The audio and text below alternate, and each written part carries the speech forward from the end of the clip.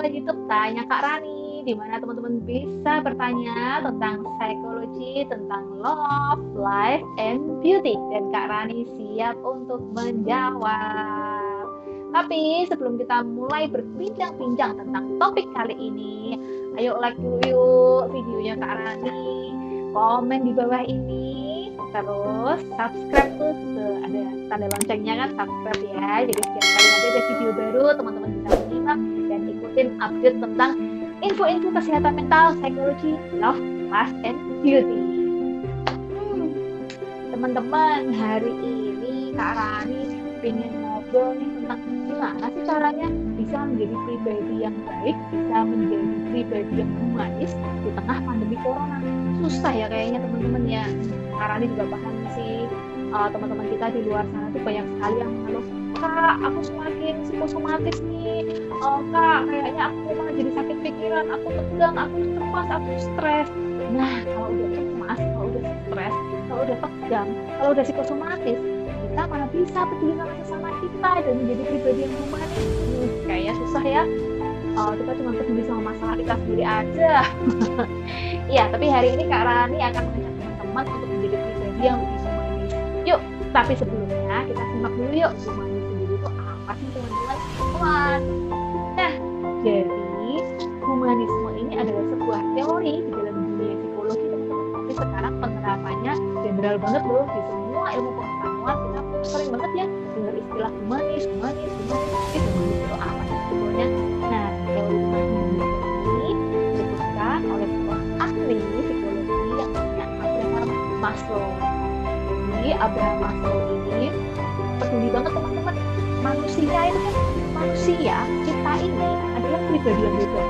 Kamu setuju nggak? Bebas tapi bertanggung jawab. Nah, dengan kebebasan dan bertanggung jawab, kita pasti punya pilihan dong teman-teman. Pilihan itu bersifat aktif. Kita bisa memutuskan pilihan kita sendiri teman-teman. Mau jadi pribadi yang seperti apa? Mau menebarkan energi positif ke sesama, mau menebarkan kebaikan, atau mau menebarkan hal-hal yang buruk. Semua pilihan ada di tangan kita. Jadi di dalam teori humanisme ini adalah bagaimana caranya kita sebagai manusia juga memanusiakan manusia, kemudian memberdayakan manusia yang lain, dan bersama-sama kita membentuk kehidupan yang lebih baik teman-teman. Kayak lagunya Michael Jackson, Heal the World. Nah, jadi kalau bersama-sama kita bergandengan tangan, kita bisa menciptakan dunia yang lebih baik untuk orang-orang di luar sana teman-teman. Kemudian hal lain lagi yang disoroti dalam teori humanisme adalah bahwa manusia itu butuh untuk mengaktualisasikan dirinya. Beribet banget sih Kak Rani. Sekali lagi, manusia itu butuh untuk mengaktualisasikan dirinya. Bukan hanya butuh untuk memenuhi kebutuhan dasarnya seperti makan, minum, kebutuhan sandang, papan, pangan, kemudian kebutuhan untuk mencintai, kebutuhan untuk berprestasi, kebutuhan untuk percaya diri dan lain sebagainya, tapi kebutuhan yang tertinggi adalah mengaktualisasikan diri. Nah, hari ini kita simak yuk gimana caranya kita jadi pribadi yang lebih humanis dan kita bisa mengaktualisasikan diri kita di tengah pandemi corona. Nah, jadi teman-teman, di tengah pandemi corona kayak gini, daripada kita sibuk memusingkan tentang kesetresan dan kecemasan diri kita sendiri, yuk kita lakukan kebaikan yuk untuk membuat dunia yang lebih baik teman-teman. Kita bisa punya banyak banget cara-cara yang kreatif. Contoh nih, tiap hari kita makan apa teman-teman? Makan nasi ya pasti. Nasi berasal dari beras. Pastilah. Nah, mulai dari sini, yuk kita jadi pribadi yang lebih humanis. Sisihkan sedikit aja makanan kita, sisihkan sedikit aja beras kita untuk saudara-saudara kita yang di luar sana yang sedang membutuhkan. Contoh nih, banyak banget pekerja-pekerja yang di luar sana yang harus dirumahkan, yang terpaksa tidak bisa mencari mata pencaharian. Kenapa? Karena semuanya sistemnya work from home. Sedangkan mereka adalah pekerja harian. Gimana mereka akan bisa memenuhi kebutuhan sehari-hari? So, yuk kita sisihkan sedikit yuk. Mulai dari satu masker untuk mereka, mulai dari satu sabun untuk mereka, mulai dari satu hand sanitizer untuk mereka, mulai dari sedikit aja beras atau roti atau minuman untuk mereka. Kita bisa melakukan sesuatu untuk dunia yang lebih baik teman-teman. Nah, ini salah satu hal untuk menjadi pribadi yang lebih humanis di tengah pandemi corona. Kemudian yang kedua, it's okay kalau kita nggak bisa memberikan sesuatu yang berbentuk fisik teman-teman. Kita bisa memberikan sesuatu dalam bentuk yang lain. Contohnya, kita bisa memberikan penguatan untuk teman-teman atau saudara-saudara kita di luar sana supaya mereka nggak ikut malu atau takut atau cemas atau gelisah teman-teman. contoh nih, kemarin ada temennya Kak Rani yang mengeluh nih ke tempatnya Kak Rani, telepon gitu, Kak Rani aku takut banget nih, aku cemas nih, aku harus gimana. Kak Rani cuma berikan penguatan aja, motivasi untuk dia supaya dia nggak lagi takut, memberikan penghiburan. Nah, ini salah satu contoh kita sudah menjadi pribadi yang humanis. Kenapa? Kita membagikan sesuatu untuk orang lain, kita membagikan berita yang benar, kita memberikan penguatan dan motivasi buat orang yang lagi cemas dan gelisah. Ini salah satu hal yang luar biasa dan mulia loh teman-teman. Terus kemudian kita bisa lakukan juga cara yang lain teman-teman. Tebarkan berita, energi yang positif. Caranya gimana? Di televisi, di media massa, di sosial media, semuanya kan sibuk ya teman-teman menebarkan berita-berita yang membuat kita semakin cemas, semakin takut. Nah, ini juga salah satu hal yang bisa disoroti oleh pemerintah kita. Tapi caranya udah mengacungi jempol loh pemerintah Semarang dan Jawa Tengah senantiasa menebarkan berita yang positif teman-teman. Contohnya apa teman-teman? Nah, daripada kita menebarkan berita tentang kematian akibat pandemi corona, lebih baik kita tebarkan berita tentang kesembuhan. Kenapa enggak? Karena banyak banget ternyata teman-teman saudara-saudara kita di luar sana yang udah sembuh loh dari pandemi corona. Salah satunya adalah karena semangat hidup, hati yang gembira, tetap optimis, dan tidak cemas. Wah, itu kan luar biasa banget teman-teman. Nah, mengambil pelajaran-pelajaran itu, yuk kita sebarkan berita kebaikan ini, berita sukacita ini ke saudara-saudara kita di luar sana. Kita sebarkan aja berita tentang banyak loh orang-orang yang sudah sembuh dari corona. Ternyata semangat yang luar biasa itu membuat badan kita lebih sehat loh. Wah, ini kan bagus banget. Dan ini salah satu hal juga yang bisa dilakukan oleh pemerintah, yaitu semakin banyak menebarkan berita-berita yang indah, yang menyenangkan, yang membuat kita semakin bersemangat dan bukan malah melemahkan kita, membuat kita jadi semakin takut, panik, cemas, dan gelisah. Nah, tips berikutnya teman-teman untuk kita semuanya supaya tetap menjadi pribadi yang humanis di tengah pandemi corona, yaitu tebarkan manfaat yang positif dan energi positif lewat ilmu dan pengetahuan. Ini salah satu hal yang luar biasa ya teman-teman ya. Apalagi buat kita kaum pendidik, apalagi buat teman-teman nih mahasiswa di luar sana, banyak banget yang bisa kita lakukan di tengah pandemi corona. Kita menebarkan hal positif lewat ilmu dan pengetahuan yang kita punya. Salah satu hal yang luar biasa adalah dilakukan oleh seorang dosen dari kota Surabaya.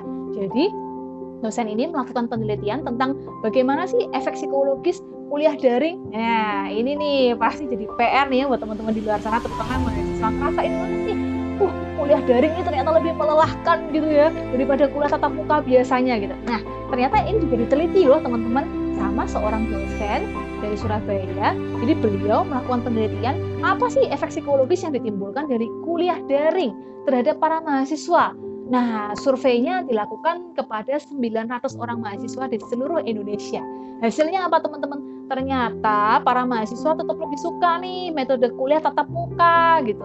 Dan kuliah daring ini menimbulkan banyak sekali stres-stres di dalam diri mahasiswa. Salah satunya stres secara fisik, capek kan, duduk terus, ngerjain di laptop, deadline kuliahnya, deadline tugasnya, dan ujiannya itu numpuk-numpuk teman-teman jadi satu. Semoga Kak Rani nggak menjadi seorang dosen yang membuat mahasiswanya stres ya teman-teman ya. Stres secara fisik, stres secara psikologis, stres secara pikiran, stres secara mental, dan kemudian kuota makin boros, dan kemudian jaringan internet kadang putus-putus. Aduh, ya ampun, itu semua bikin stres banget teman-teman. Nah, hal ini diteliti nih oleh seorang dosen di Surabaya. Tapi bukan hanya meneliti dari sisi mahasiswanya, juga meneliti dari sisi dosennya. Dan kemudian ditemukan penelitian bahwa ternyata kuliah tatap muka itu jauh tetap lebih efektif teman-teman dibandingkan kuliah daring. Tapi apa daya, karena situasi seperti ini kita ikutin aja anjuran dari pemerintah ya teman-teman ya. So, kalau kita punya ilmu, kita punya pengetahuan, yuk kita tebarkan manfaat dan energi positif dengan sesama lewat pengetahuan yang kita punya. Kemudian tips berikutnya adalah tebarkan energi positif lewat karya dan lagu teman-teman. Nah, ini salah satu hal juga yang dilakukan oleh banyak sekali orang-orang di luar sana. Banyak sekali cover lagu Rumah Kita. Semoga Kak Rani juga bisa ya ikutan mengcover lagu Rumah Kita nih ya, mudah-mudahan ya habis ini ya. Nah, ini kan salah satu contoh lewat karya kita, lewat lagu-lagu yang kita nyanyikan seperti artis-artis Indonesia yang lainnya. Jadi banyak sekali hal yang bisa kita lakukan, menginspirasi orang-orang di luar sana supaya nggak jenuh, seru, supaya nggak bosen, supaya lebih bersyukur, walaupun kita tetap harus ada di rumah kita sendiri, udah sekian lama, udah hampir 1 bulan lebih gitu ya. Semua orang pun stres gitu ya. Ini salah satu contoh ya. Siapa tahu nih teman-teman yang punya bakat musik bisa menciptakan lagu-lagu nih, dan emang udah banyak kan dilakukan orang-orang di luar sana, menciptakan lagu tentang corona. Salah satunya dilakukan oleh grup penyanyi Bimbo. Jadi menciptakan lagu tentang corona, dan ketika Kak Rani mendengarkan kayaknya emang jadi jauh lebih bersyukur sih teman-teman, jauh lebih oke, ini belum seburuk seperti yang kita pikirkan selama ini gitu ya. Jadi menebarkan energi positif untuk kita semua mendengarkan. Nah, semoga teman-teman juga bisa terinspirasi untuk melakukan sesuatu, menciptakan karya untuk menebarkan lebih banyak energi yang positif. So, itu tips-tipsnya teman-teman. Jadi penting banget ya, kita harus melakukan sesuatu, take action teman-teman, bukan hanya pasif, bukan hanya menunggu, tapi take action untuk sesama kita di luar sana. Nah, Kak Rani juga punya tips yang penting banget untuk bisa kita lakukan teman-teman. Teman-teman harus hati-hati nih, berkumpul, membaca, mendengar berita, kemudian mendapatkan informasi apapun, kita harus hati-hati teman-teman. Carilah sumber-sumber yang terpercaya. Di musim kayak gini nih, banyak sekali hoax di luar sana teman-teman, berita-berita yang sumbernya nggak jelas dan nggak bisa terpercaya, dan itu semua bisa menimbulkan virus dan racun di dalam pikiran kita, termasuk mendengarkan berita-berita yang tidak menyenangkan, misalnya berita-berita tentang kematian, berita-berita tentang karantina diri, dan lain-lain sebagainya.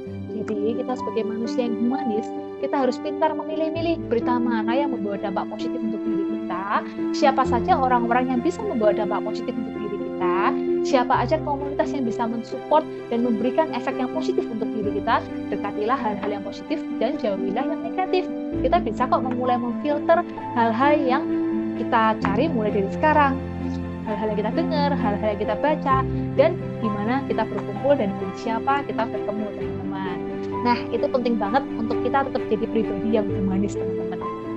Kemudian ini juga bisa jadi salah satu hal yang penting ya untuk pemerintah ya, terus melakukan himbauan supaya kita itu aktif melakukan gerakan-gerakan, take action, melakukan sesuatu yang positif, jadilah pribadi yang humanis. Dan satu hal lagi teman-teman, dalam melakukan kebaikan kita jangan pernah ya memandang apa sih agama orang itu, apa sih latar belakangnya, apa sih sukunya, apa sih rasnya, karena kebaikan nggak akan pernah kenal dengan hal-hal seperti itu atau sara teman-teman. So, ketika kita melakukan kebaikan, kita nggak bisa pilih-pilih dengan siapa kita melakukan kebaikan.